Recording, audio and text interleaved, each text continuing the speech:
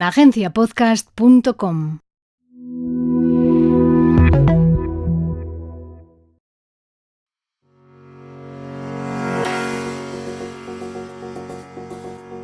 Hola, soy Ignacio de Miguel y este es el podcast oficial de Agencia Podcast y Agencia Podcast Press, especialistas en branded content de formato audio y contenido transmedia para tu marca, grande o pequeña, porque somos guionistas. El sector del audio marca branded content, creación transmedia y mi opinión, esa que nadie me ha pedido en este podcast. En resumen, comunicación, marca y creación sonora. Hoy un tema polémico: narradores de libros con derechos de autor. Este contenido está patrocinado por Ladrones de Memoria, las 2 temporadas de la audioserie escrita por Emma Musol para Storytel. Ahora lo puedes encontrar en formato papel en agenciapodcastpress.com. Y ahora también disponible en Amazon. Visita agenciapodcastpress.com y en la ficha del libro aparece el enlace si eres de los que compras los libros en Amazon. Hay muchos narradores, locutores de libros por afición y que para ganarse unos durillos, bueno, esto de los durillos suena anticuado, para ganarse unas perras, bueno, también no queda mejor que lo de los durillos. El caso es que para ganarse algo de dinero, unos euritos, lo que hacen es narrar libros y publicarlos de manera gratuita y, bueno, pues crearse una marca y a veces pues se abren un Patreon o un Ko-fi para recaudar algo de dinero con esas narraciones que hacen. Hasta aquí todo está bien y me parece fenomenal, pero hay un problema, y es que algunos de estos libros que narran tienen derechos de autor. Eso significa que no tienen la potestad de convertirlos en un audiolibro, independientemente de que luego ganen dinero o no con ellos. De manera educada y privada, a veces les pregunto a estos narradores de libros con derechos de autor que cómo han conseguido esos derechos, o que si no les preocupa que esos libros tengan derechos y que ellos pues no poseen esos derechos para poder narrar los libros en formato de audio. Y la respuesta que me dan algunos de ellos es que tienen que ganarse la vida, tienen que hacer algo y que total son pequeños, no son nadie en el panorama de los audiolibros y que nadie va a protestar, nadie se va a quejar de que estén utilizando libros con derechos de autor para hacer sus narraciones, como carta de presentación.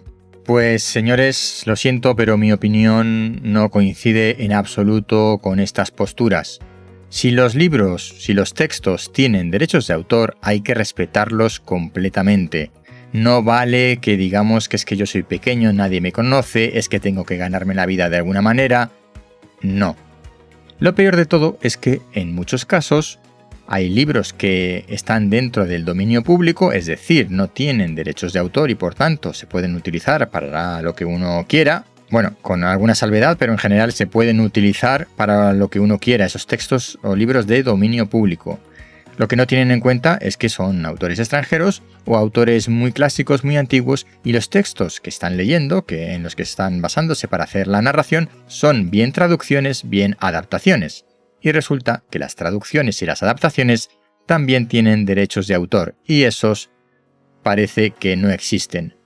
De hecho, hay muchas bibliotecas de libros de dominio público que tienen textos descargables gratuitamente que no están teniendo en cuenta los derechos de traducción.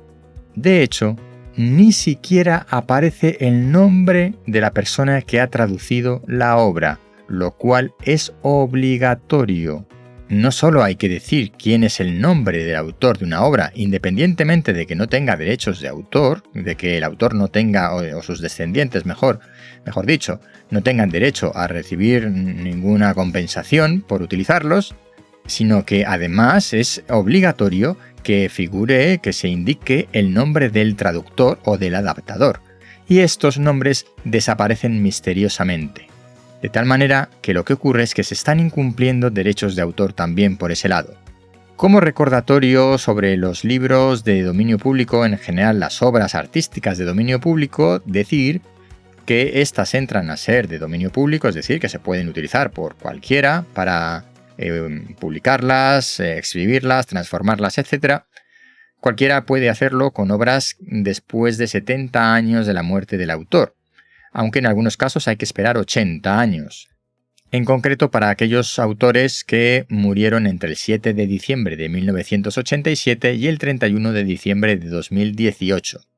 Esto es porque hubo una modificación en la normativa de propiedad intelectual y derechos de autor en España en el año 1987, pero luego se ha vuelto a corregir en el año 2018 para unificar el criterio en toda Europa. En general, por cada país tiene una legislación y en principio debemos cumplir la legislación del país desde el cual estamos haciendo esa difusión de la obra.